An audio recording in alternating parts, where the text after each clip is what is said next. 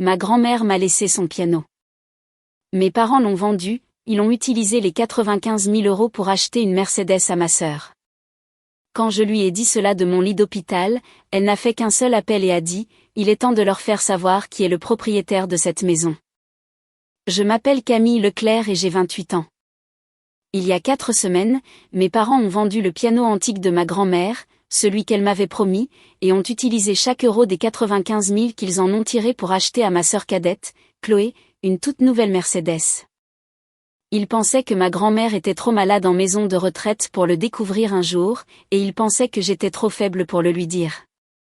Ils se sont trompés. Quand j'ai enfin raconté à ma grand-mère ce qu'ils avaient fait, elle n'a pas pleuré.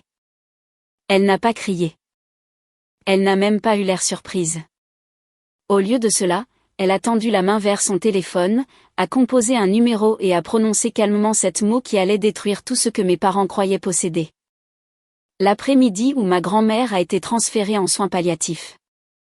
L'appel téléphonique est arrivé un mardi, juste après ma dernière leçon de piano de la journée. J'étais en train de ranger des partitions pendant qu'une de mes élèves s'efforçait de se souvenir de la différence entre une noire et une blanche. Mon téléphone a vibré. Le nom de mon père s'est illuminé à l'écran. J'ai répondu immédiatement. Votre grand-mère a eu une autre crise cardiaque, a-t-il dit. Pas de salutation, pas d'inquiétude, juste de l'information. Elle est stable, mais il la transfère en soins palliatifs. Réunion de famille à l'hôpital dans 1 heure. J'ai tout laissé tomber.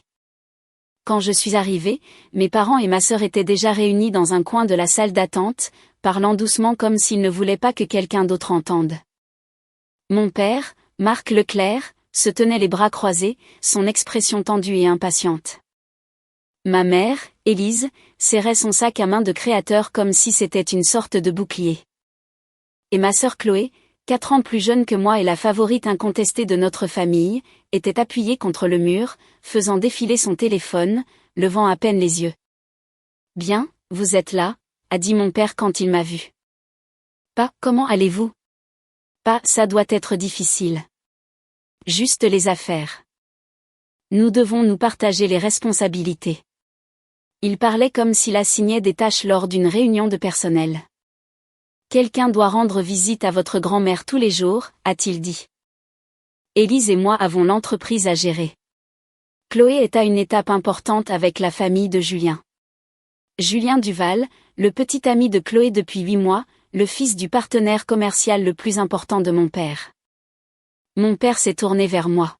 « Alors, Camille, a-t-il dit, me regardant comme les gens regardent quelqu'un à qui ils sont sur le point de donner des corvées supplémentaires. Vous vous occuperez des visites. Votre emploi du temps est flexible. Les professeurs ne font pas vraiment d'heures supplémentaires. Je voulais lui dire que j'enseignais la musique à 37 enfants chaque semaine, que je gérais des programmes après l'école, que mon temps comptait aussi. Mais les mots sont restés coincés dans ma gorge. Bien sûr, ai-je dit doucement. Je veux être avec elle de toute façon. Parfait, a répondu mon père, se détournant déjà comme si la conversation était terminée. Tenez-nous au courant si quelque chose change. J'ai hoché la tête et j'ai marché dans le couloir vers la chambre de ma grand-mère, et juste avant de tourner le coin, j'ai entendu la voix de ma mère derrière moi, douce, mais pas assez douce. Ces mots étaient destinés à Chloé seule. Au moins, Camille est utile à quelque chose. La section suivante contient des éléments fictifs et est assistée par l'IA à des fins de narration et d'éducation, et est totalement sans rapport avec tout individu ou groupe. J'espère que vous avez apprécié cette histoire. Si ce n'est pas le cas, reposez-vous bien, restez en bonne santé et à bientôt. J'ai continué à marcher. Je ne me suis pas retournée. Non pas parce que je n'avais pas entendu les mots de ma mère, mais parce que j'en avais entendu des versions toute ma vie. Après un certain temps, une telle douleur cesse de vous surprendre. Elle devient un bruit de fond, quelque chose que vous portez en silence pour que les autres n'aient pas à le reconnaître. La chambre de ma grand-mère sentait la lavande et les vieux livres. Cette combinaison existait parce qu'elle y tenait. Le personnel des soins palliatifs préférait que tout sente le désinfectant et l'antiseptique, mais grand-mère avait écarté cette idée le premier jour de son arrivée. Si je dois mourir, m'a-t-elle dit lors de ma première visite, je vais le faire entourer de choses que j'aime vraiment. Elle s'appelait Marguerite Dubois. Elle avait 76 ans, l'esprit vif, têtu, et perdait lentement sa bataille contre l'insuffisance cardiaque congestive. Les médecins avaient été honnêtes avec nous, quelques semaines, peut-être un mois ou deux si nous étions chanceux. Je lui rendais visite tous les après-midi après avoir terminé mes leçons. Nous parlions de musique la plupart du temps, des années qu'elle avait passées à se produire dans de petites salles de concert dans le nord-est de la France, des élèves que j'enseignais qui ne savaient pas encore lire les partitions, mais qui sentaient déjà le rythme dans leurs os. Ces conversations étaient le seul endroit de ma vie où je ne me sentais pas comme une pensée après coup. Un soir, environ une semaine après son déménagement en soins palliatifs, grand-mère a tendu la main à travers le lit et a pris la mienne. Sa prise était plus faible que dans mes souvenirs, mais ses yeux étaient toujours vifs et alertes. « Camille » a-t-elle dit doucement. « Il y a quelque chose que tu dois savoir. »« N'importe quoi, grand-mère. »« Le Steinway. » Elle a fait une pause, laissant le mot flotter dans l'air. « Le piano de ma mère, celui construit en 1892. » Bien sûr, je connaissais le piano. J'avais appris mes premières gammes sur ces touches d'ivoire quand j'avais 7 ans. Je me souvenais encore de la sensation douce des touches usées sous mes doigts et du son profond et riche qui remplissait le salon chaque fois que grand-mère jouait. Ce piano avait été la bande-son de mon enfance. C'était le seul endroit de notre maison où je m'étais vraiment sentie vue. « Il est à toi » a-t-elle dit fermement. J'ai cligné des yeux. « Grand-mère, j'ai déjà dit à tes parents » a-t-elle poursuivi. J'ai dit à Marc et Élise le mois dernier devant tout le monde. Je me suis souvenu de ce dîner. La mâchoire de mon père se serrant, ma mère échangeant un rapide coup d'œil avec ma sœur. Chloé levant les yeux au ciel et marmonnant quelque chose à voix basse à propos de vieillerie sentimentale. Grand-mère, tu n'as pas à me le donner, ai-je dit doucement. Je veux. Elle a serré ma main à nouveau, me surprenant par la force encore cachée dans ses doigts. Tu es la seule de cette famille à comprendre ce que ce piano signifie, a-t-elle dit. Promets-moi que tu en prendras soin. Je le promets. Elle a souri alors. Le genre de petit sourire entendu qui donnait l'impression qu'elle comprenait bien plus qu'elle ne le disait à voix haute. Il y a des choses dans ce monde plus précieuses que l'argent, Camille, a-t-elle murmuré. Et il y a des gens qui n'apprennent cette leçon que par la dure. 2 semaines plus tard, tout a changé. Grand-mère m'a demandé d'apporter de vieilles photographies de sa maison, des photos de ses années de performance, des images en noir et blanc de salles de concert, des programmes et des coupures de journaux qu'elle voulait voir une dernière fois. J'avais encore une clé de la maison, alors après la fin de mes leçons un jeudi après-midi pluvieux, j'ai traversé la ville pour les chercher. La maison était silencieuse quand je suis arrivée, le genre de silence qui faisait écho à chaque pas. La pluie tapait contre les fenêtres alors que je franchissais la porte d'entrée et entrais dans le couloir familier. J'ai passé la salle à manger. Puis je suis entrée dans le salon et je me suis arrêtée car le coin où le piano Steinway avait trôné pendant près de 30 ans était vide. La maison était silencieuse. Trop silencieuse. J'ai franchi la porte d'entrée et suis entrée dans le foyer, secouant la pluie de mon manteau. L'odeur familière du bois ciré et des vieilles partitions planait encore légèrement dans l'air. J'ai passé la salle à manger et me suis dirigée vers le salon où le Steinway avait trôné pendant près de 30 ans. Puis je me suis arrêtée. L'espace était vide. Un instant, j'ai même oublié comment respirer, là où le piano aurait dû être. Il n'y avait qu'une indentation rectangulaire pressée dans le tapis, le léger contour de 4 pieds lourds, le fantôme de quelque chose qui avait vécu là pendant des décennies et qui avait été arraché. Mes mains ont commencé à trembler alors que je sortais mon téléphone. J'ai appelé ma mère, elle a répondu à la 3e sonnerie. Allô, maman. Ma voix s'est brisée malgré mes efforts pour la maîtriser. Où est le piano de grand-mère? Il y a eu une brève pause à l'autre bout du fil. Puis sa voix est revenue, désinvolte et dismissive. Ton père s'en est occupé. Mon estomac s'est serré. Occupé comment? Camille. Ce sont des affaires d'adultes, a-t-elle dit froidement. Tu n'as pas à t'en soucier. Où est-il, ai-je insisté. J'ai dit de ne pas t'en soucier. La ligne est devenue muette. Elle avait raccroché. Je suis resté dans ce salon vide pendant ce qui m'a semblé des heures, fixant l'indentation dans le tapis pendant que la pluie tapait régulièrement contre les fenêtres. Le tonnerre grondait quelque part au loin. Finalement, je me suis forcé à bouger. Ce soir-là, je suis allé directement chez mes parents. Mon père, Marc Leclerc, a ouvert la porte, un verre de scotch à la main. Il avait l'air légèrement irrité, comme si je l'avais interrompu dans quelque chose de plus important. Le piano, ai-je dit immédiatement. Qu'est-ce que vous en avez fait? Il n'a même pas hésité. Vendu, a-t-il dit. On en a tiré 95 000 €. Bon prix. Pendant une seconde, le monde a semblé basculer. Vous l'avez vendu, ai-je chuchoté. Grand-mère a dit qu'il était à moi. Votre grand-mère est mourante, Camille. Il a bu une lente gorgée de son verre. Elle n'a pas besoin d'un piano. Il a haussé les épaules. Et vous non plus. Derrière lui, j'ai entendu le léger tintement métallique de clés de voiture. Ma sœur Chloé est entrée dans le couloir, souriant jusqu'aux oreilles. Elle a levé un jeu de clés et les a secouées fièrement. Nouvelle clé, a-t-elle dit joyeusement.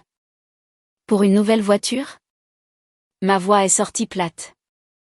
Vous lui avez acheté une voiture avec le piano de grand-mère? Mon père a haussé les épaules à nouveau, comme si nous discutions de quelque chose d'aussi trivial que des courses.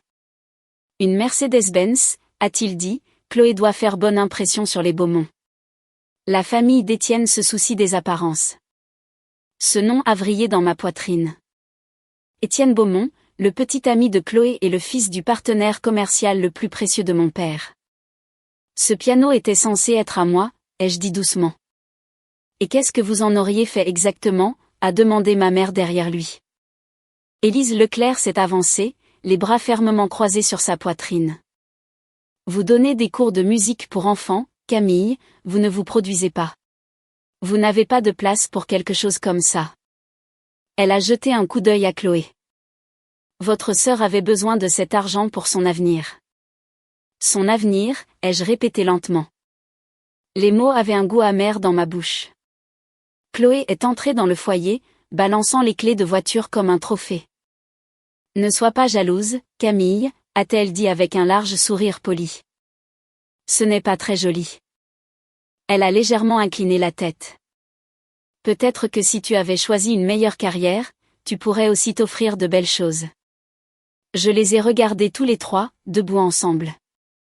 Mon père, ma mère, ma sœur, la famille où Chloé était toujours le centre de tout et moi la pièce supplémentaire dont personne ne savait trop quoi faire. Grand-mère est-elle au courant, ai-je demandé. Silence. J'ai regardé mon père directement. C'est elle que vous avez vendu son piano? L'expression de ma mère s'est durcie instantanément. Elle est en soins palliatifs, Camille, a-t-elle dit sèchement. Elle est sous morphine la moitié du temps. Elle n'a pas besoin d'entendre quoi que ce soit qui la contrarierait. Vous voulez dire que vous ne voulez pas qu'elle le sache? Ma mère s'est rapprochée. Sa voix est devenue plus basse, plus froide. Je veux dire que si vous lui dites quelque chose qui lui cause du stress et que quelque chose lui arrive, elle a laissé la phrase en suspens. Ce sera de votre faute. Ses yeux ont croisé les miens. Voulez-vous vraiment être responsable de la mort de votre grand-mère? L'accusation a plané entre nous comme un poison.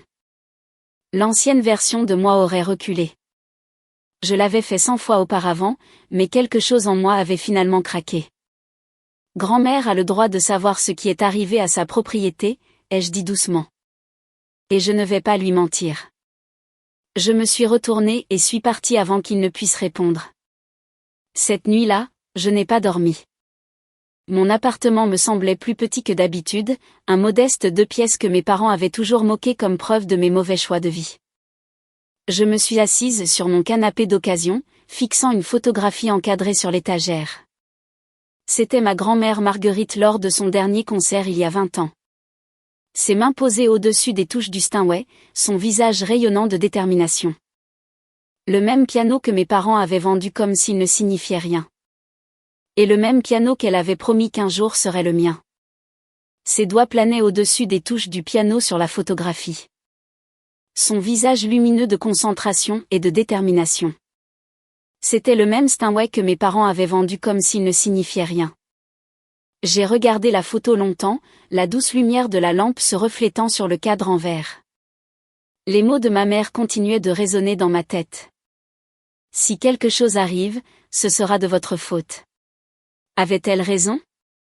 Si je disais la vérité à grand-mère, le choc la blesserait-il? Allais-je ajouter plus de douleur aux derniers jours de sa vie? J'ai fermé les yeux et me suis penchée en arrière contre le canapé, essayant de respirer à travers le nœud dans ma poitrine. Puis je me suis souvenu de quelque chose que grand-mère m'avait dit il y a des années. J'avais 12 ans à l'époque et j'étais terrifiée à l'idée d'admettre à mes parents que j'avais échoué à un test de maths. Je l'avais suppliée de ne pas leur dire. Elle a écouté calmement et a ensuite dit quelque chose qui est resté avec moi depuis. La vérité peut blesser, Camille. Mais les mensonges blessent toujours plus profondément. Ils mettent juste plus de temps.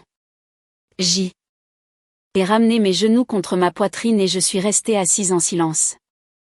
J'ai pensé aux 28 dernières années de ma vie. Chaque moment où j'étais restée silencieuse pour maintenir la paix. Chaque fois où j'avais accepté moins parce que se disputer semblait inutile. Chaque fois où je m'étais faite plus petite pour que le reste de ma famille puisse se sentir plus grande. Et où cela m'avait-il mené? Ici. Seule dans un petit appartement. Invisible dans ma propre famille. Les regardant effacer les vœux de ma grand-mère comme si sa voix ne signifiait rien. Si je restais silencieuse maintenant, je ne protégeais personne. Je les aidais à s'en tirer. À 3 heures du matin, ma décision était prise. Grand-mère méritait la vérité. Elle méritait de savoir que son propre fils l'avait volée, lui avait menti et avait supposé qu'elle était trop faible pour encore compter. Et peut-être, juste peut-être, je méritais d'arrêter de m'excuser d'exister. J'ai mis mon réveil tôt le matin. J'irai au centre de soins palliatifs avant ma première leçon de la journée. Je lui dirai tout. Quand je suis arrivée le lendemain matin, grand-mère Marguerite était déjà réveillée. Elle était appuyée contre une pile d'oreillers, regardant par la fenêtre alors que le lever du soleil peignait le ciel d'orange pâle et d'or. Quand elle m'a vue entrer dans la pièce, elle a souri doucement. On dirait que tu n'as pas dormi. Elle a dit, je n'ai pas dormi. J'ai rapproché une chaise du lit et j'ai pris sa main. Sa peau était fine et fraîche, mais sa prise s'est légèrement resserrée autour de mes doigts. Grand-mère, ai-je dit doucement.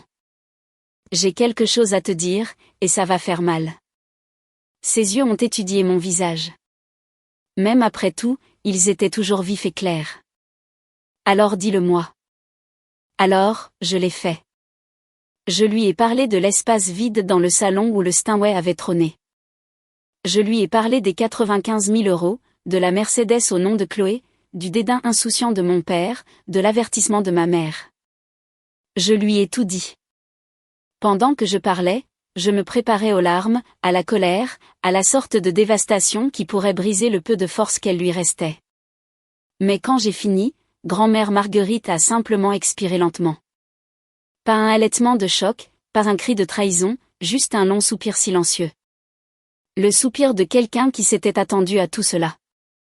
Grand-mère, ai-je chuchoté. Elle a tourné la tête vers moi.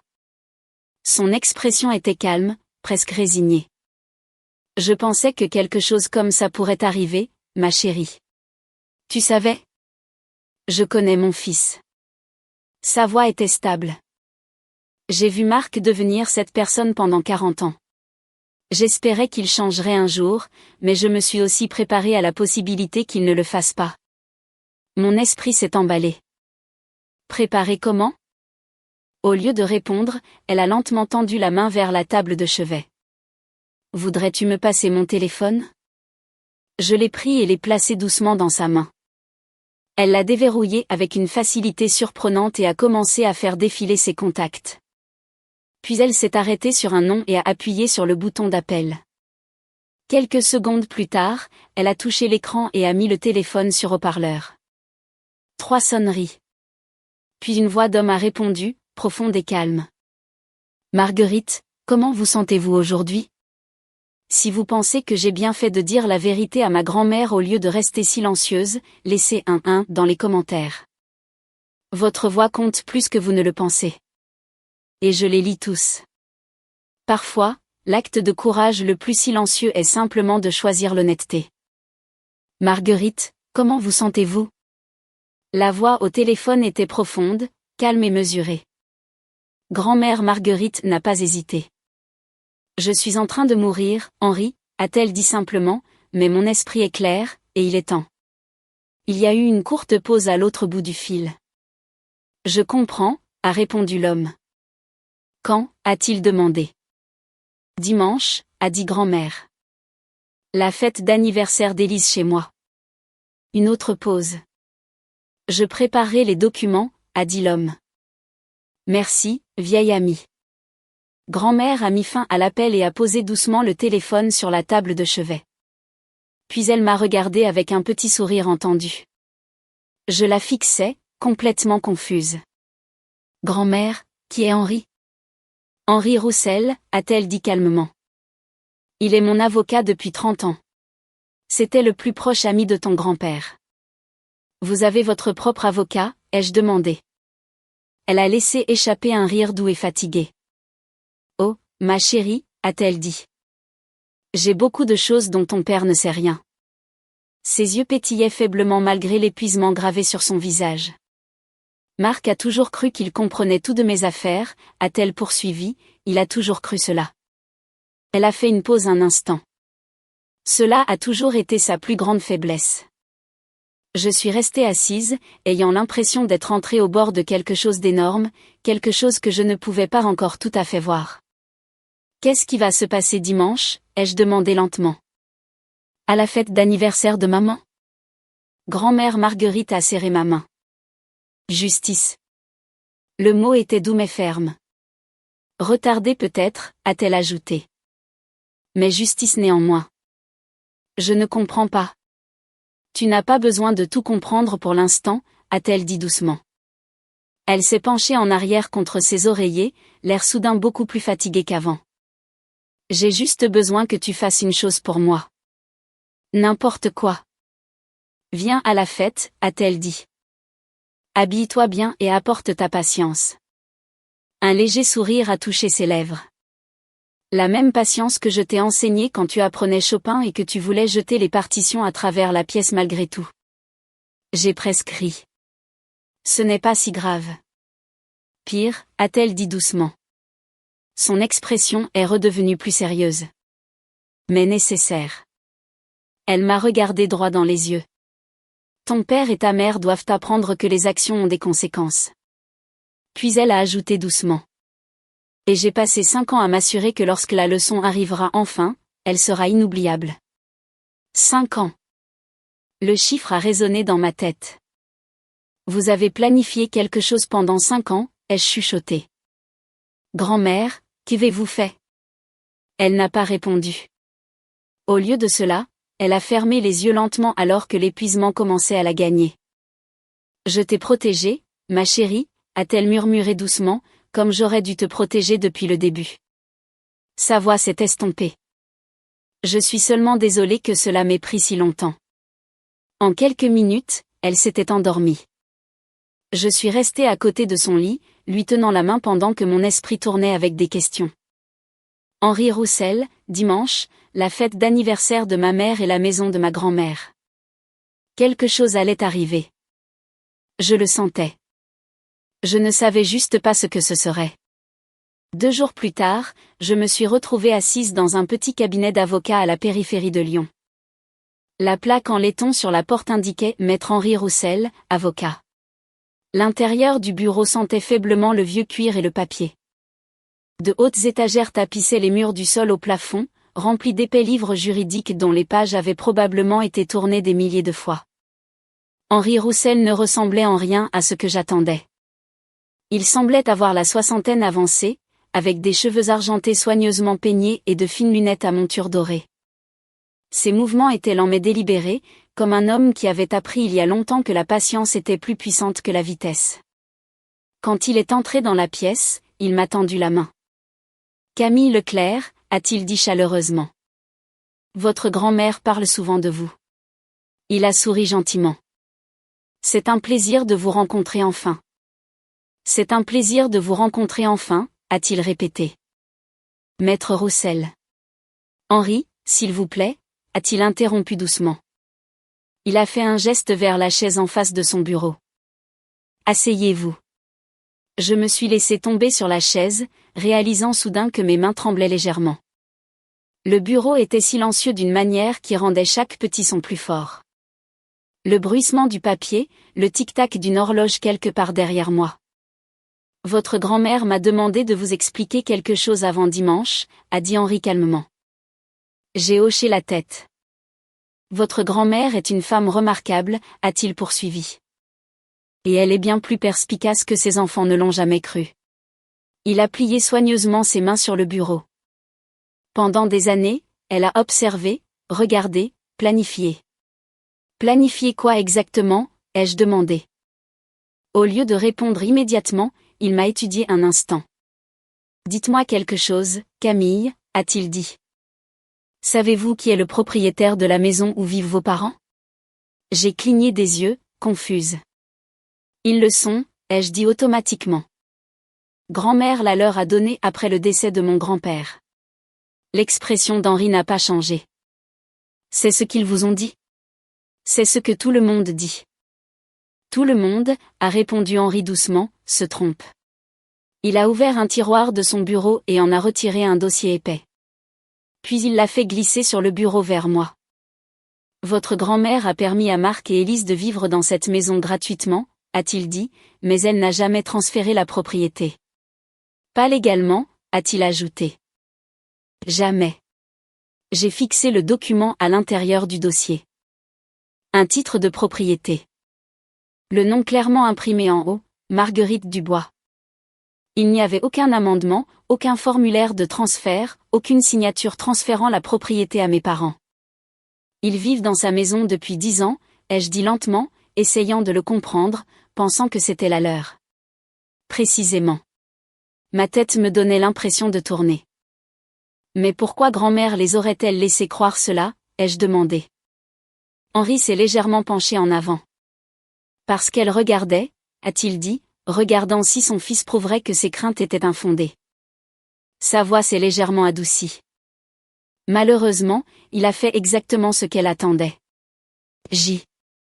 Et quitté le bureau d'Henri cet après-midi-là avec plus de questions que de réponses. Cette nuit-là, je suis retournée à mon appartement et j'ai commencé à fouiller dans une vieille boîte en bois que ma grand-mère m'avait donnée il y a des années. Je ne l'avais jamais vraiment regardée auparavant. La boîte contenait des photographies, des lettres, des fleurs séchées qu'elle avait pressées de son jardin. Cela semblait toujours trop personnel, presque comme lire le journal intime de quelqu'un. Mais maintenant, je devais comprendre. J'ai fouillé lentement le contenu jusqu'à ce que je le trouve près du fond de la boîte, une enveloppe scellée. Le papier avait jauni avec l'âge. Mon nom était écrit sur le devant de la main soigneuse de ma grand-mère. Camille. En dessous, 6 mots plus petits, pour Camille. Quand tu auras besoin de comprendre. Mes doigts ont tremblé alors que j'ouvrais l'enveloppe. À l'intérieur se trouvait une photographie et une copie d'un document légal. La partie supérieure du document était partiellement couverte, mais la signature en bas était indubitable, Marguerite Dubois. La date à côté était d'il y a 5 ans. Attachée au coin se trouvait une petite note manuscrite d'elle. La maison n'a jamais quitté mes mains. Ma chérie, elle n'était qu'empruntée, et certains emprunteurs ne méritent pas le privilège. J'ai lu la note 3 fois avant que le sens ne s'installe enfin. La fête d'anniversaire de dimanche se tenait dans la maison de ma grand-mère, la même maison que mes parents traitaient comme la leur. La maison où ils organisaient des dîners et des réunions de famille. La maison où ils avaient vendu le piano Steinway qui était resté dans le salon pendant 30 ans comme s'il leur appartenait. Mais il ne leur appartenait pas. Il n'avait jamais été à eux. Mon père avait construit tout son sentiment de succès sur une fondation qui n'était pas réelle. J'ai pensé à toutes les leçons qu'il m'avait jamais données sur les investissements intelligents et la responsabilité financière. Chaque fois qu'il se moquait de mon petit appartement, chaque fois qu'il parlait de « vrais actifs », tout en vivant dans une maison qui n'était pas légalement la sienne, l'ironie était presque accablante. J'ai soigneusement remis la lettre dans son enveloppe et je l'ai posée sur ma table de chevet. Dimanche n'était que dans 3 jours. Quoi que ma grand-mère ait prévu, cela allait se passer dans la maison même que mes parents croyaient contrôler. Et ils n'avaient absolument aucune idée de ce qui allait arriver. La nuit précédant la fête, mon téléphone a sonné. Grand-mère Marguerite. Sa voix semblait plus faible qu'avant. Je pouvais entendre l'effort derrière chaque mot, mais son esprit était toujours vif. Camille, a-t-elle dit doucement. Es-tu prête pour demain? Camille, es-tu prête pour demain? La voix de ma grand-mère au téléphone était plus douce que d'habitude, mais elle portait toujours la force tranquille que j'avais toujours connue. Je crois que oui, ai-je dit. Puis j'ai hésité. Grand-mère, êtes-vous sûre de ça? C'est l'anniversaire de maman et il y aura beaucoup de monde. C'est exactement pourquoi cela doit arriver demain, a-t-elle répondu. Elle a fait une pause pour reprendre son souffle. Ton père a vendu mon piano devant tout le monde lors de ce dîner de famille le mois dernier, a-t-elle poursuivi lentement. Il l'a annoncé comme si c'était sa décision à prendre. Sa voix est restée calme, mais je pouvais entendre le poids derrière chaque mot. Il ne m'a pas demandé, et il n'a certainement pas pensé à toi. J'ai fermé les yeux. Je me souviens. Alors tu comprends pourquoi cette leçon a besoin de témoins, a-t-elle dit. Sa voix s'est adoucie. Je ne fais pas cela par vengeance, Camille. La vengeance est vide. Une autre pause. Je fais cela parce que c'est juste et parce que tu mérites d'être protégée, surtout après mon départ. Des larmes me brûlaient les yeux.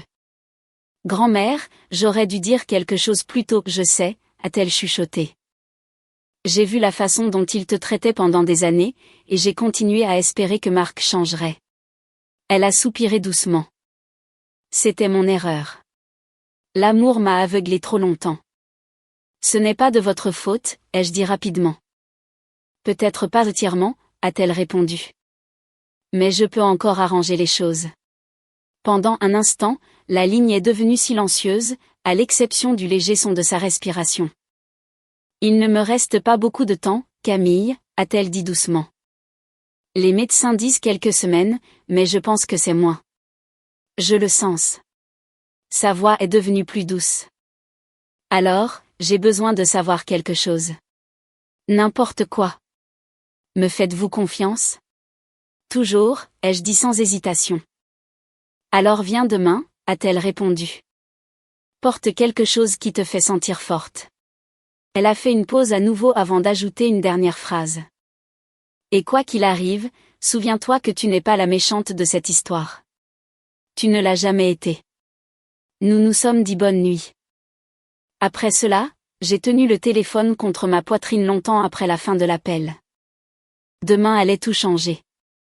Je devais juste être prête à le laisser faire.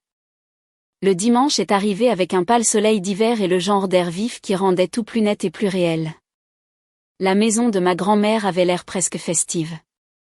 Une grande banderole disant « Joyeux 60e anniversaire », Élise était accrochée à la balustrade du porche. Les voitures tapissaient l'allée et débordaient le long de la rue. Je me suis garée près du bout du pâté de maison et je suis restée un instant dans ma voiture. Prenant une lente respiration, j'avais choisi une robe bleu marine, simple mais élégante. Les boucles d'oreilles en perles que ma grand-mère m'avait offertes pour mon 21e anniversaire reposaient contre mon cou. Mes cheveux étaient proprement attachés. Cela ressemblait à une armure pour une bataille que je ne comprenais pas encore entièrement. Quand je suis entrée, la maison bourdonnait de conversations. Environ 30 personnes s'étaient déjà rassemblées. Des tantes et des oncles que je ne voyais qu'aux fêtes, de vieux voisins, plusieurs des associés de mon père. Près de la cheminée, j'ai aperçu Étienne Beaumont et son père parlant doucement. Chloé se tenait à côté d'Étienne, son bras passé dans le sien, souriant vivement, mais mes yeux ont été immédiatement attirés par le salon. Le coin où le Steinway avait trôné pendant 30 ans était vide. Quelqu'un y avait placé une grande plante en pot, comme si la verdure pouvait en quelque sorte combler l'absence. Cela semblait ridicule. Une excuse verdoyante pour quelque chose qui ne pourrait jamais vraiment être remplacé. De l'autre côté de la pièce, ma mère, Élise, se tenait près de la table à manger dans une robe de créateur rouge, acceptant les compliments comme si elle était une reine recevant des hommages. Mon père, Marc, se déplaçait facilement dans la foule, saluant les invités avec son charme habituel et entraîné, et dans le coin le plus éloigné de la pièce, presque inaperçu parmi les invités, était assis maître Henri Roussel. Sa mallette en cuir reposait à côté de sa chaise. Il a croisé mon regard de l'autre bout de la pièce et m'a fait un signe de tête presque invisible. J'ai hoché la tête en retour. Un instant plus tard, ma grand-tante Claire, la sœur cadette de ma grand-mère, est apparue à côté de moi. « Camille, ma chérie » a-t-elle dit doucement. « Comment va Marguerite vraiment ?» « Fatiguée » ai-je répondu honnêtement, mais toujours vive. « Elle a toujours été la plus astucieuse » a dit tante Claire. Ses yeux ont parcouru la pièce. Je remarque que le piano a disparu. « Tante Claire, j'ai entendu dire que Marguerite voulait le vendre » a dit quelqu'un à proximité. J'ai ouvert la bouche pour répondre, mais la voix de mon père a soudainement retenti dans la pièce. « Tout le monde, si je pouvais avoir votre attention, s'il vous plaît. » Marc Leclerc est entré au centre du salon, un verre en cristal levé à la main, maîtrisant l'espace comme s'il lui appartenait, ce que je savais maintenant. Ce n'était pas le cas. Aujourd'hui, a-t-il annoncé fièrement. Nous célébrons les 60 merveilleuses années d'Élise Leclerc. Des applaudissements ont éclaté dans la pièce. Ma mère a souri vivement, se prélassant dans l'attention. Et mon père a continué. J'aimerais partager une nouvelle familiale excitante. Mon estomac s'est noué. Comme beaucoup d'entre vous le savent, notre fille Chloé fréquente Étienne Beaumont, le fils de mon cher ami et partenaire commercial, Robert Beaumont. Il a fait un geste vers Étienne, qui a hoché la tête poliment à côté de Chloé, pour célébrer son brillant avenir. Mon père a continué, nous avons une surprise spéciale. Il a fait signe vers la porte d'entrée. Tout le monde, sortez. Les invités ont commencé à se diriger vers l'allée. Des murmures curieux remplissaient l'air. J'ai suivi lentement, ma poitrine se serrant à chaque pas. Garée dans l'allée se trouvait une Mercedes-Benz argentée rutilante. Un grand nœud rouge était parfaitement centré sur le capot. Un cadeau, a annoncé fièrement mon père, rendu possible par la générosité de Marguerite Dubois. Ma gorge s'est serrée. Elle a choisi de vendre son piano ancien, a-t-il poursuivi, pour investir dans l'avenir de sa petite fille. Chloé a poussé un cri de joie. Elle a jeté ses bras autour de mon père et a ri tandis que les invités applaudissaient. Les appareils photos sont sortis. Quelqu'un a commencé à prendre des photos pendant que Chloé posait à côté de la voiture comme si c'était un prix qu'elle avait gagné. Je suis restée figée sur le porche. Il le faisait encore, réécrivant l'histoire, se transformant en héros tout en effaçant complètement les souhaits de ma grand-mère. Une femme debout près de l'allée s'est penchée vers son mari et a chuchoté doucement, « Ce piano n'était-il pas censé aller à l'autre petite fille, la professeure de musique ?» Son mari a haussé les épaules, les plans ont dû changer. Tante Claire est apparue à côté de moi, le visage pâle. « Camille, a-t-elle chuchoté. Marguerite a-t-elle vraiment accepté ça ? » Avant que je ne puisse répondre, Chloé m'a aperçue. « Oh, Camille » a-t-elle appelé gentiment, sa voix dégoulinant de fausse gentillesse. « Viens prendre une photo avec nous. » Elle a agité ses clés de manière espiègle. « Ne sois pas jalouse. Je suis sûre que grand-mère te laissera quelque chose aussi. » Elle a ri légèrement. Peut-être sa collection de vieilles partitions. Quelques rires dispersés ont parcouru la foule. Mes mains ont commencé à trembler. Ma vision s'est brouillée alors que des larmes menaçaient de couler, mais je les ai repoussées. Et puis derrière moi, j'ai entendu le léger clic d'une mallette qui s'ouvrait. Les invités ont commencé à rentrer dans la maison, mais avant que mon père ne puisse les suivre, tante Claire s'est placée directement sur son chemin. « Marc » a-t-elle dit calmement. Sa voix était stable, mais j'ai remarqué que ses mains tremblaient légèrement. « J'ai quelque chose à vous demander. » Le sourire de mon père est resté figé. « Cela peut-il attendre, Claire ? Nous sommes au milieu d'une célébration. » Avez-vous demandé à Marguerite avant de vendre ce piano? La question est tombée dans la pièce comme une pierre dans l'eau calme. Les conversations à proximité se sont affaiblies et éteintes. Mère est en soins palliatifs, a répondu mon père doucement. Elle n'est pas en état de prendre des décisions comme celle-là. Nous avons fait ce qui était le mieux pour elle. Il a levé le menton. J'ai parlé avec elle ce matin. Tante Claire s'est redressée. Elle a l'esprit parfaitement clair, Marc, a-t-elle dit fermement, complètement lucide. Sa voix est devenue plus forte. Et elle m'a dit que vous ne lui aviez jamais demandé la permission. Le silence s'est répandu dans la pièce. J'ai vu Robert Beaumont froncer légèrement les sourcils. Étienne s'est déplacé inconfortablement à côté de Chloé. Ma mère s'est avancée rapidement, le visage rouge. Claire, c'est mon anniversaire. Ne faisons pas de scène. Une scène? Tante Claire a ri doucement, mais sans humour. Élise, votre mari a vendu la possession la plus précieuse de Marguerite à son insu et a utilisé l'argent pour acheter une voiture. Elle a fait un geste vers l'allée. Si quelqu'un a créé une scène ici, ce n'est pas moi. La pièce est devenue complètement silencieuse. 30 pères Dieu allaient et venaient entre mes parents et tante Claire.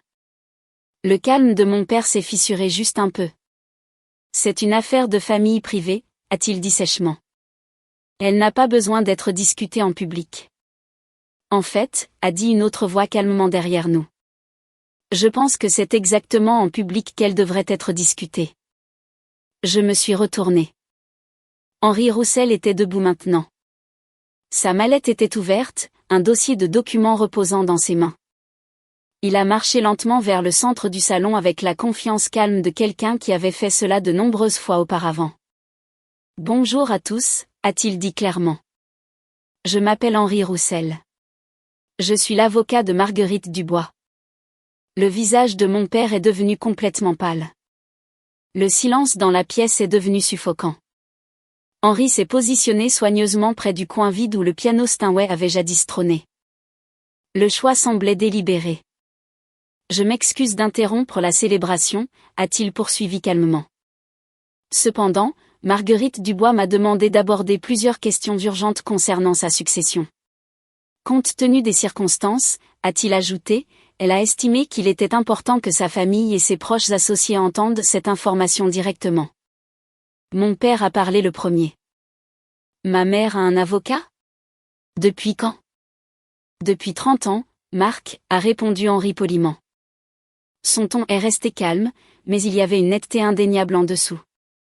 J'ai aussi représenté votre père. Il a fait une légère pause.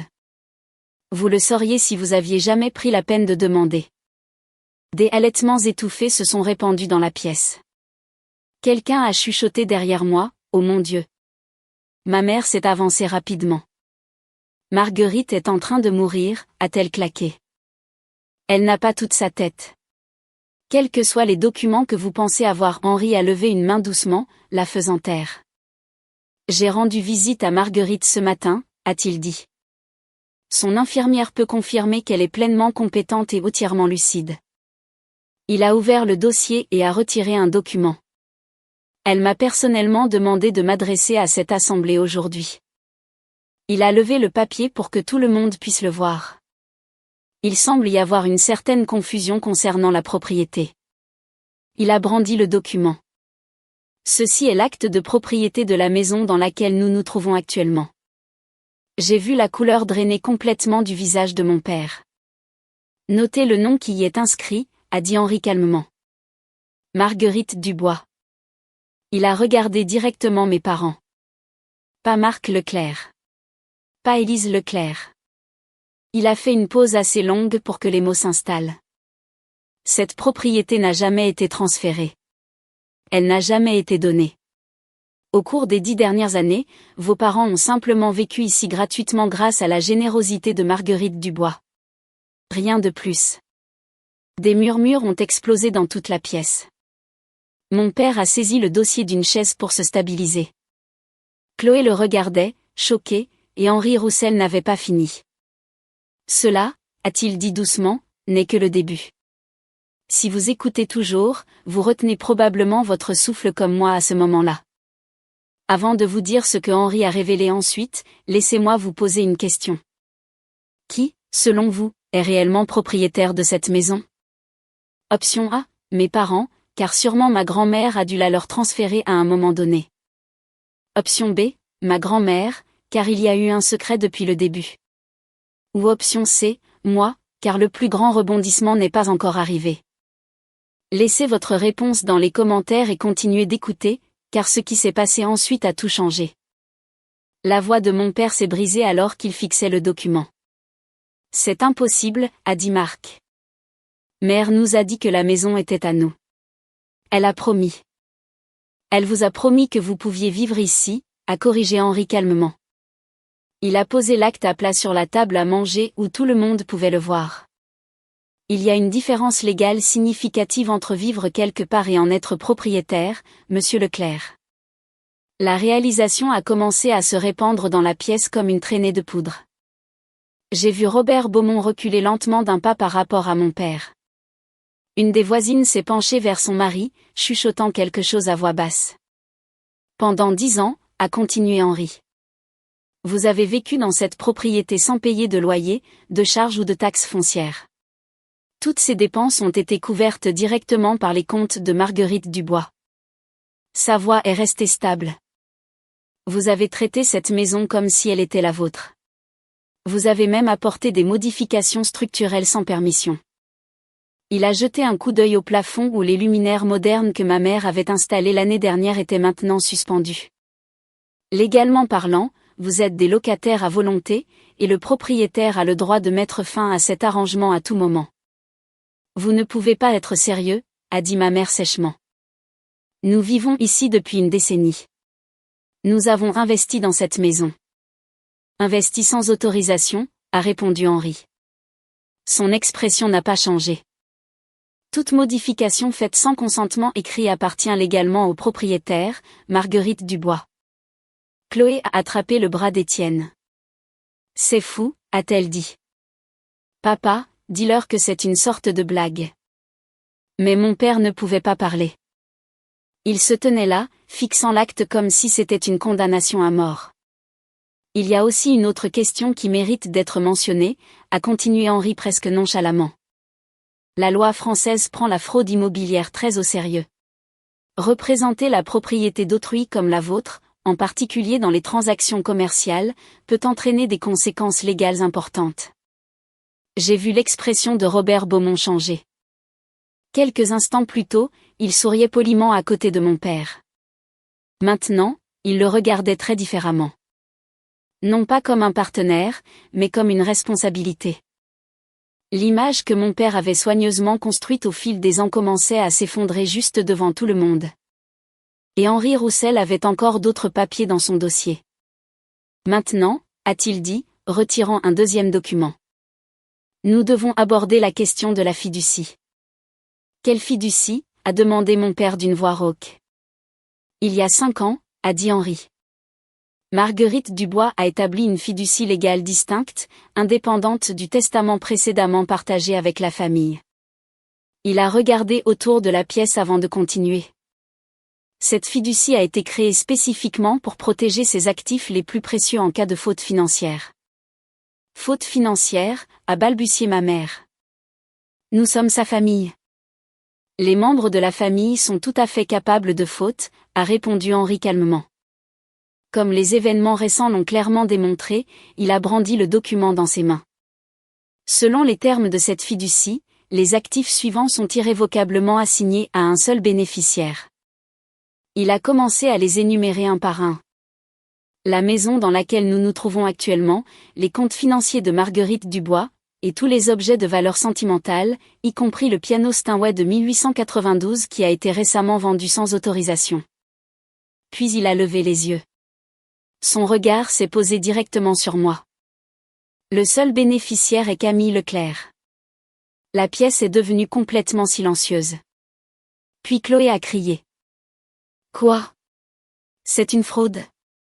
Mon père a immédiatement crié. Elle l'a manipulée. Cette petite, la voix d'Henri est devenue froide. Je vous conseille fortement de choisir vos prochains mots avec soin. Il a fait un geste calme vers la pièce. Tout ce qui a été dit ici aujourd'hui a été témoigné par plus de 30 personnes. Tante Claire s'est placée à côté de moi et a serré ma main. Marguerite savait exactement ce qu'elle faisait, a-t-elle dit doucement. Henri a continué à parler. Pendant 5 ans, Marguerite Dubois a observé sa famille. Elle a attendu. Elle a espéré que son fils prouverait qu'elle avait tort. Il a fait une pause. Au lieu de cela, il a vendu sa possession la plus précieuse pour acheter un véhicule de luxe à la petite fille qui lui rend rarement visite. Il a regardé directement mon père. Les actions ont des conséquences, monsieur Leclerc. Ma mère avait commencé à pleurer. Chloé avait l'air pâle, comme si elle allait s'évanouir, et je ne pouvais pas bouger. Je ne pouvais pas respirer. Henri a laissé la pièce absorber le choc avant de continuer. Concernant la vente du piano Steinway, a-t-il dit, sortant un autre document. Parce que le piano faisait partie de la fiducie et que Camille Leclerc est la bénéficiaire désignée, la vente effectuée sans le consentement du fiduciaire constitue une disposition non autorisée de la propriété de la fiducie. La voix de Chloé est sortie petite et tremblante. Qu'est-ce que ça veut dire ? Cela signifie, a répondu Henri calmement, que les 95 000 € obtenus de cette vente doivent être restitués à la fiducie dans les 30 jours. Ses yeux ont balayé lentement mes parents et ma sœur. Si le remboursement n'est pas effectué dans ce délai, une procédure civile sera engagée pour détournement d'actifs de fiducie. Il a fait une pause. Compte tenu de la documentation impliquée, le résultat ne serait pas favorable à votre famille. Mon père a ri soudainement. C'était un son creux, désespéré. Nous n'avons pas 95 000 € à disposition, a-t-il dit. L'argent est allé à la voiture. Henri a hoché la tête vers la fenêtre à l'extérieur. La Mercedes argentée était toujours dans l'allée avec son nœud rouge. Alors je suggère de liquider cet actif, a-t-il dit calmement. Le concessionnaire peut accepter un retour. Bien que vous subirez probablement une perte importante. Chloé a éclaté en sanglots. Ma voiture. Vous prenez ma voiture. Je ne prends rien, mademoiselle Leclerc, a répondu Henri. J'explique simplement les conséquences légales des choix de votre famille. Chloé a regardé désespérément Étienne, mais il s'était déjà éloigné d'elle. Son expression était devenue soigneusement neutre. Robert Beaumont s'est penché et a chuchoté quelque chose à son fils. Aucun d'eux n'avait l'air compatissant. Et enfin, Henri a continué, Marguerite Dubois m'a demandé de vous informer que votre arrangement de vie dans cette propriété sera maintenant formellement restructuré. La voix de ma mère a à peine réussi à sortir. Restructuré ? Vous pouvez rester ici temporairement, a dit Henri. Mais un contrat de location formel sera exigé. Un bail, a-t-elle chuchoté. Dans la maison où nous vivons depuis 10 ans ? Henri a légèrement hoché la tête. Dans la maison, a-t-il corrigé doucement, que vous n'avez jamais possédée. La pièce est devenue complètement silencieuse. Chaque paire d'yeux dans la maison s'est tourné vers moi. Mon père s'est lentement tourné dans ma direction, son visage tordu de colère et d'incrédulité. C'est vous qui avez fait ça, a dit Marc d'une voix rauque. Vous l'avez empoisonné contre nous. Je n'ai pas bougé. Non, papa, ai-je dit calmement. Je n'ai rien fait. Ma voix était plus stable que je ne l'attendais. Grand-mère a pris ses décisions il y a 5 ans, bien avant que je n'en sache quoi que ce soit.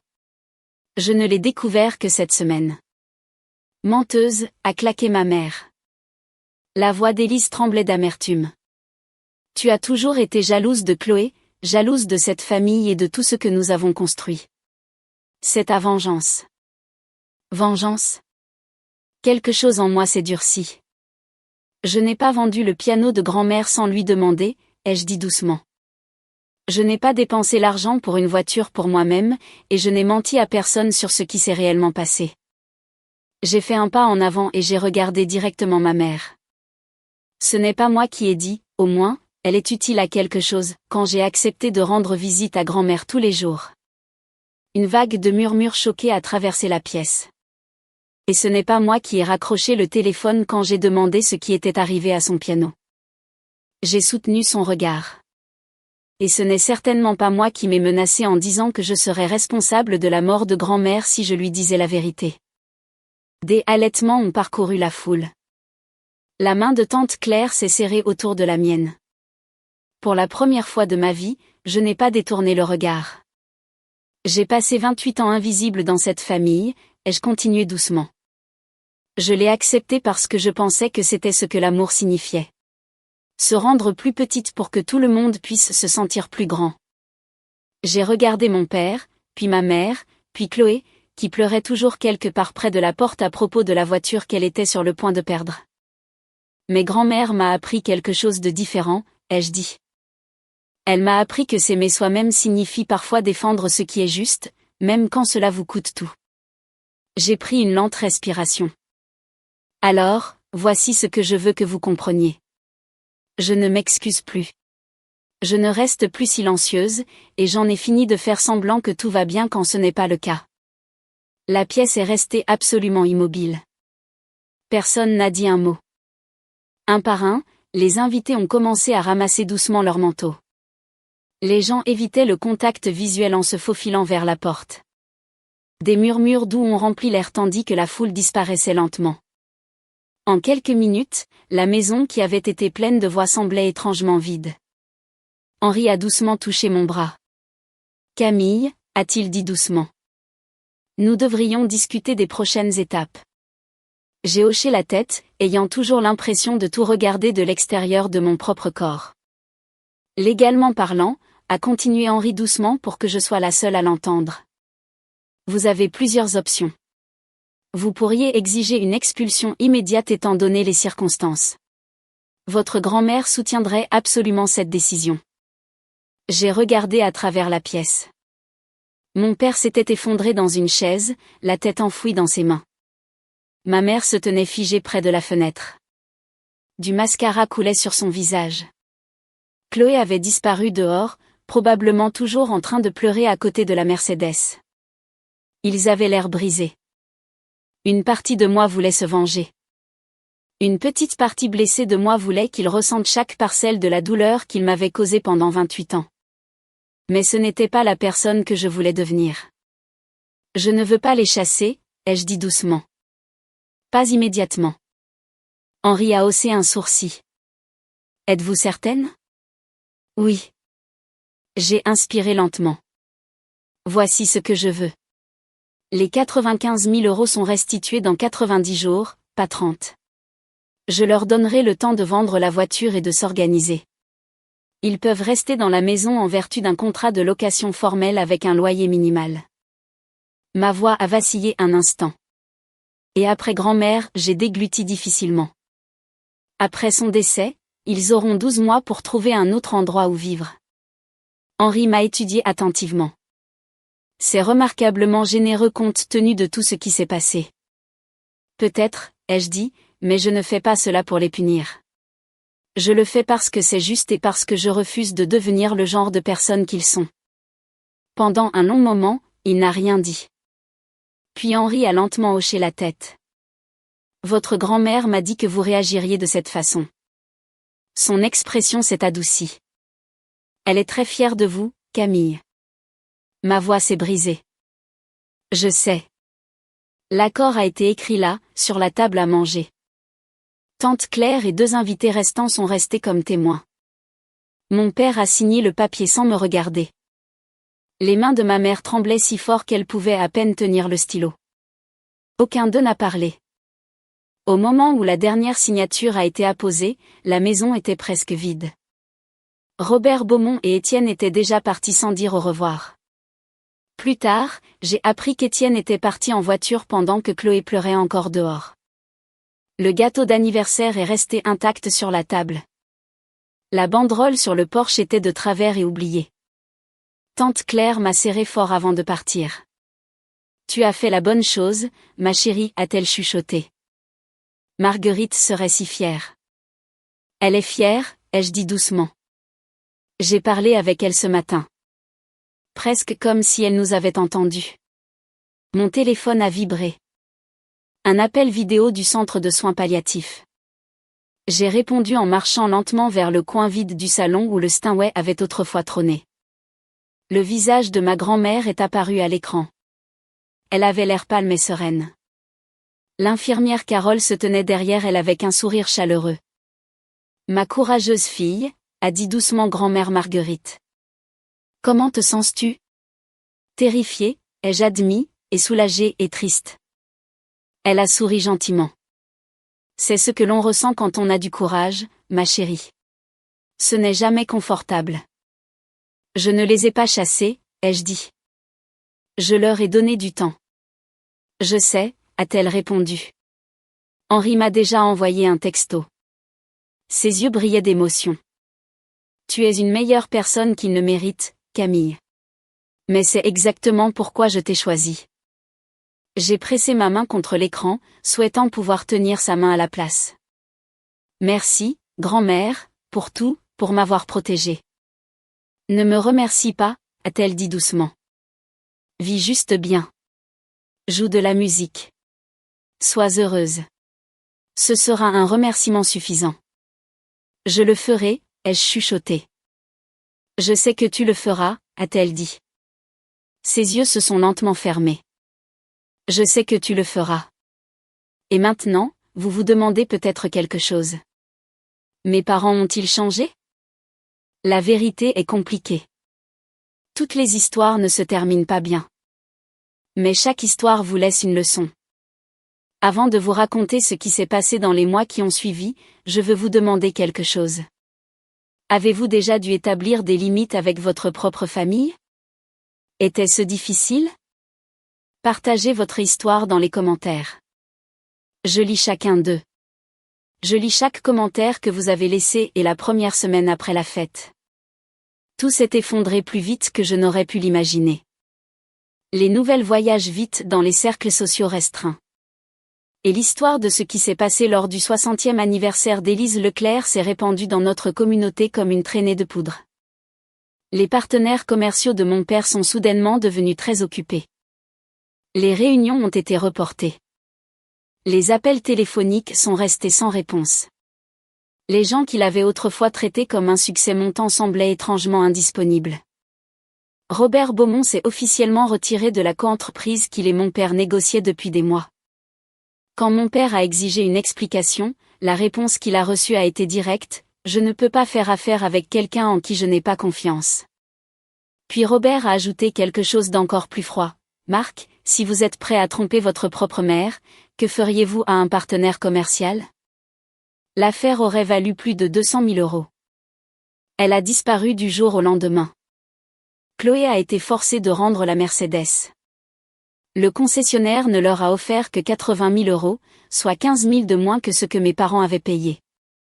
Elle a crié après le vendeur pendant près de 20 minutes avant de finalement signer les papiers de retour.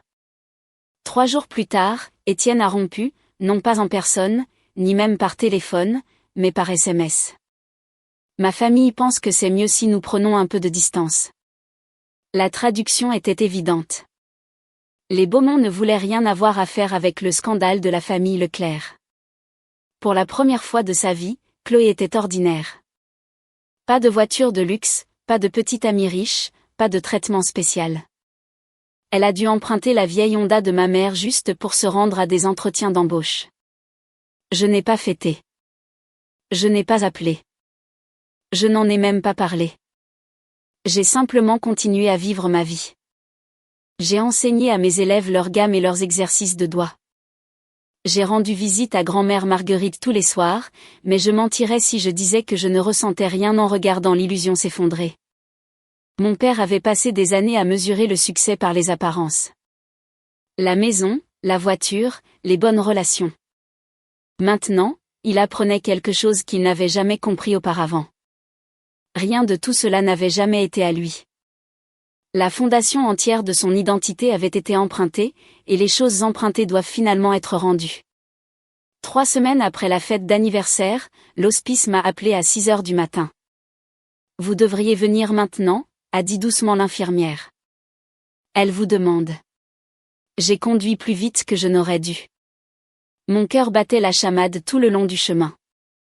Quand je suis arrivée, la pièce était silencieuse. La douce lumière du matin filtrait à travers les rideaux, peignant des ombres dorées sur le lit. Grand-mère Marguerite avait l'air fragile. Sa respiration était superficielle, sa peau presque translucide, mais ses yeux étaient ouverts. Et quand elle m'a vue, elle a souri. « Ma Camille » a-t-elle chuchoté, « viens t'asseoir avec moi. » J'ai pris sa main avec précaution. Elle était incroyablement légère, comme tenir un oiseau. « J'ai quelque chose que je dois te dire » a-t-elle dit lentement. Quelque chose que j'aurais dû dire il y a des années. « Qu'est-ce que c'est, grand-mère ?» Je suis désolée. Les mots m'ont surprise. Désolée de quoi? Une larme a glissé lentement sur sa joue. J'ai regardé la façon dont il te traitait année après année, a-t-elle dit doucement. J'ai continué à espérer que Marc changerait. J'ai continué à espérer qu'Élise verrait à quel point tu es spécial. Elle a dégluti. Je me suis trouvé des excuses parce que je ne voulais pas croire que mon propre fils puisse devenir quelqu'un comme ça. Sa voix a vacillé. J'aurais dû te protéger plus tôt. Mes propres larmes coulaient maintenant. Ce n'est pas de votre faute, ai-je chuchoté. Peut-être pas entièrement, a-t-elle dit doucement. Mais j'aurais pu faire plus. Ses doigts se sont resserrés faiblement autour des miens. J'ai attendu d'être mourante pour agir. Je suis désolée, ma chérie. Tu méritais mieux. J'ai secoué la tête. Vous m'avez donné tout ce qui comptait, ai-je dit. La musique, l'amour, et la connaissance que je valais quelque chose. C'est plus que ce qu'ils m'ont jamais donné. Elle a souri alors, juste un instant. Elle ressemblait à la grand-mère dont je me souvenais de mon enfance. Forte, rayonnante, vivante. Je suis si fière de toi, Camille, a-t-elle chuchoté. Tu as un bon cœur, elle a fait une pause. Mais tu as enfin appris à le protéger. Vous me l'avez appris, ai-je dit doucement. Alors j'ai fait quelque chose de bien. Ses yeux se sont lentement fermés. Je suis fatiguée maintenant, ma chérie, reste avec moi. Je suis juste là, ai-je dit. Grand-mère Marguerite est décédée ce soir-là paisiblement, ma main dans la sienne. 5 jours plus tard, nous avons organisé ses funérailles dans la petite église qu'elle avait fréquentée pendant près de 50 ans, comme elle l'avait demandé. C'était simple. Pas d'arrangements élaborés, pas de grands étalages, seulement de la musique, des souvenirs et les gens qu'il aimait vraiment. J'ai joué du piano pendant le service, pas le Steinway qui avait autrefois trôné dans son salon, celui-là était parti pour toujours. Au lieu de cela, j'ai joué le modeste piano droit de l'église. J'ai interprété le nocturne en mi bémol majeur de Chopin, la première pièce que grand-mère m'ait jamais enseignée. L'église était à moitié pleine. Tante Claire était assise au premier rang, tenant un mouchoir dans ses mains tremblantes. Plusieurs des anciens collègues de grand-mère de ces années de performance remplissaient les bancs derrière elle, des femmes aux cheveux blancs qui se souvenaient encore quand le nom de Marguerite Dubois signifiait quelque chose dans le monde de la musique classique. Mes parents étaient assis tout au fond. Ils ne m'ont pas approché avant le service. Ils ne m'ont pas approché après non plus. Ma mère portait des lunettes de soleil sombre tout le temps. Mon père regardait droit devant lui comme un homme attendant le jugement. Chloé n'a pas assisté. Ma mère a doucement expliqué à quelqu'un qu'elle était trop fragile émotionnellement. J'ai prononcé l'éloge funèbre. J'ai parlé de la musique de grand-mère, de sa sagesse, de sa force tranquille. J'ai parlé de la façon dont elle montrait l'amour, non pas par de grands gestes, mais par la constance, en étant présente chaque jour et en voyant vraiment les gens autour de soi. Je n'ai jamais mentionné le conflit. Les funérailles n'étaient pas le lieu pour cela. Après le service, mon père a commencé à marcher vers moi. Je l'ai vu hésiter à mi-chemin de la pièce. Puis ma mère a pris son bras et l'a doucement éloigné. Il ne m'a jamais atteinte. Peut-être voulait-il s'excuser. Peut-être pas. Je ne le saurai jamais. Mais à ce moment-là, j'avais déjà accepté quelque chose d'important. Certaines excuses ne viennent jamais. Et parfois, vous n'en avez plus besoin. 6 mois plus tard, j'ai emménagé dans la maison de ma grand-mère. Au début, c'était étrange, de marcher dans des pièces remplies de sa présence, de dormir dans la chambre d'amis que je connaissais depuis l'enfance. Mais lentement, la maison a commencé à se sentir comme chez moi, utilisant une partie de l'argent qui avait été restitué à la fiducie. J'ai acheté un nouveau piano, pas un Steinway. Cela coûte bien plus de 95 000 €. Mais c'était un magnifique piano à queue Yamaha, et il trônait fièrement dans le même coin où le Steinway de grand-mère avait autrefois vécu. Il était différent du Steinway, mais significatif à sa manière, un nouveau départ. Après mon emménagement dans la maison de grand-mère Marguerite, la vie a lentement retrouvé un rythme. J'ai commencé à donner des cours de piano privé le week-end. Au début, ce n'étaient que quelques élèves, des enfants du quartier dont les parents avaient entendu parler de moi par tante Claire. Ma première élève était la petite fille de Claire, Sophie. Elle avait 8 ans, les yeux brillants et infiniment curieuse, avec la même énergie impatiente que je me souvenais avoir à son âge. Ses doigts trébuchaient sur les touches au début, tout comme les miens autrefois. Le jour où elle a réussi à jouer sa première gamme complète sans s'arrêter.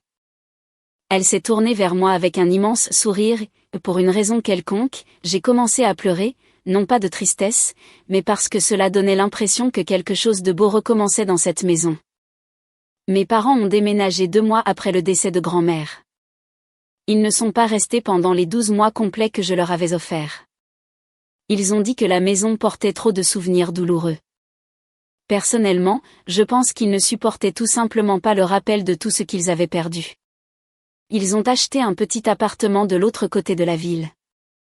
L'entreprise de mon père a eu du mal pendant un certain temps après le scandale. Ce qu'il en restait a finalement été réduit de moitié. Ma mère a rejoint un autre club social, un où les gens ne connaissaient pas l'histoire de la famille Leclerc. Nous ne nous parlions plus. Non pas par colère exactement, juste par distance. Certains fossés deviennent trop larges pour être facilement comblés, mais je n'étais pas amère. L'amertume est épuisante, et j'avais une vie à construire. Le soir, je m'asseyais souvent au piano jusqu'à ce que le ciel s'assombrisse et que les étoiles apparaissent à l'extérieur des fenêtres. Parfois je jouais Chopin, parfois Bach, parfois des mélodies qui n'appartenaient à personne du tout, une musique qui errait simplement où elle voulait. Grand-mère Marguerite était toujours présente dans ces moments. Dans la lavande qui poussait dans le jardin qu'elle avait planté il y a des années. Dans le doux craquement des vieux planchers de bois. Dans la façon dont la lumière du soleil se déversait à travers les fenêtres chaque soir. Elle était partie. Mais elle était aussi partout. Et pour la première fois de ma vie. Je me sentais libre. 8 mois après les funérailles, mon téléphone a sonné. Le nom à l'écran m'a surprise. Chloé. J'ai regardé le téléphone pendant 3 sonneries complètes avant de finalement répondre. Camille, a-t-elle dit doucement. Sa voix semblait différente, plus petite, moins sûre. Chloé, à un instant, aucune de nous n'a parlé. 28 ans de sororité avaient d'une manière ou d'une autre été réduits au silence. Je n'appelle pas pour demander quoi que ce soit, a-t-elle finalement dit. Je voulais juste dire quelque chose. D'accord, ai-je répondu gentiment. J'ai pensé à tout ce qui s'est passé, a-t-elle poursuivi, à la façon dont j'ai agi.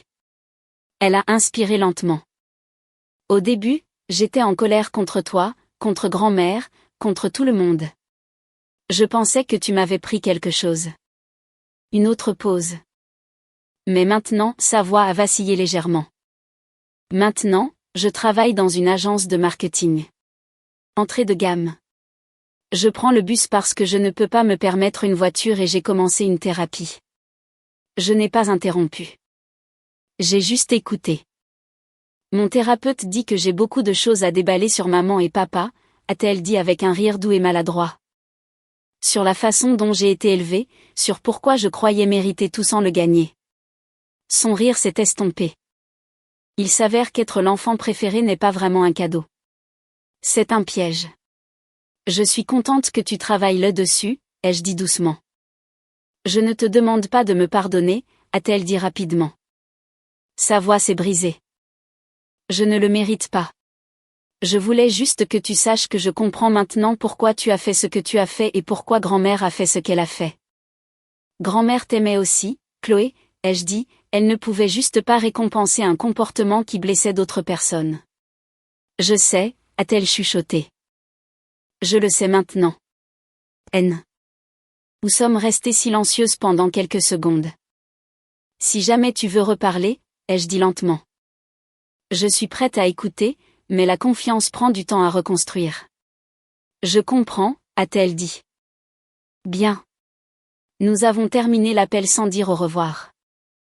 Non pas parce que nous étions froides, mais parce qu'aucune de nous ne savait comment clore cette conversation. Certaines portes s'ouvrent lentement après avoir été fermées, mais elles peuvent encore s'ouvrir. C'est le printemps maintenant, un an complet depuis que grand-mère Marguerite est entrée en soins palliatifs. Ce soir, je suis assise au piano alors que le soleil se couche derrière le jardin. Les fenêtres sont ouvertes et une brise chaude porte le parfum du jasmin et de l'herbe fraîchement coupée à travers la pièce. Je joue le nocturne préféré de grand-mère, celui qu'elle a interprété lors de son dernier concert il y a 20 ans. Les notes flottent dans la maison silencieuse, douce et régulière. Pendant que je joue, je pense à tout ce qui s'est passé. La trahison, la vérité qui est sortie ce jour-là dans le salon, les limites que je n'aurais jamais cru avoir le courage de poser. Je pense à grand-mère, sa force, sa patience, sa détermination tranquille à me protéger même quand je ne savais pas que j'avais besoin d'être protégée. Je pense à mes parents vivant dans leur petit appartement de l'autre côté de la ville, reconstruisant une vie qui ne ressemble en rien à celle qu'ils avaient imaginée. Je pense à Chloé prenant le bus pour aller travailler tous les matins et apprenant pour la première fois ce que signifie gagner quelque chose. Je ne les déteste pas. La haine demande trop d'énergie. Mais je n'ai plus besoin d'eux non plus. Et ce genre de liberté est quelque chose que je n'avais jamais espéré trouver. Le nocturne se termine. Les dernières notes persistent dans l'air avant de s'estomper dans la soirée tranquille. Je regarde la photographie posée sur le piano. Grand-mère Marguerite a 60 ans. Rayonnante, ses mains planant au-dessus des touches du Steinway qu'elle aimait tant. Je vais bien, grand-mère, je chuchote. Plus que bien. Quelque part au fond de moi. J'aime croire qu'elle m'entend. Je ferme le couvercle du piano et je me dirige vers la fenêtre. Les premières étoiles commencent à apparaître dans le ciel qui s'obscurcit. De petits points de lumière dispersés dans la nuit. Je n'ai pas le piano original. Et je n'ai pas la famille que je pensais avoir. Mais j'ai quelque chose de mieux. Je me possède. J'ai des limites. Et j'ai une vie construite sur la vérité au lieu du silence. C'est le véritable héritage que ma grand-mère m'a laissé. Et c'est mon histoire. Merci d'être resté jusqu'à la fin. Il y a eu un moment dans cette histoire où j'ai réalisé quelque chose de simple mais de puissant. Le silence peut ressembler à de la gentillesse, mais parfois ce n'est que de la peur portant un visage poli. Pendant des années, j'ai cru que maintenir la paix signifiait accepter moins. Me rapetisser pour que les autres se sentent à l'aise. Mais la vérité a une étrange façon de restaurer la dignité, même lorsqu'elle arrive douloureusement. Défendre ce qui est juste ne semble pas toujours héroïque sur le moment. Parfois, cela semble terrifiant, solitaire et incertain. Pourtant, ce petit acte d'honnêteté peut protéger quelqu'un, changer une vie ou arrêter un cycle qui a duré des années.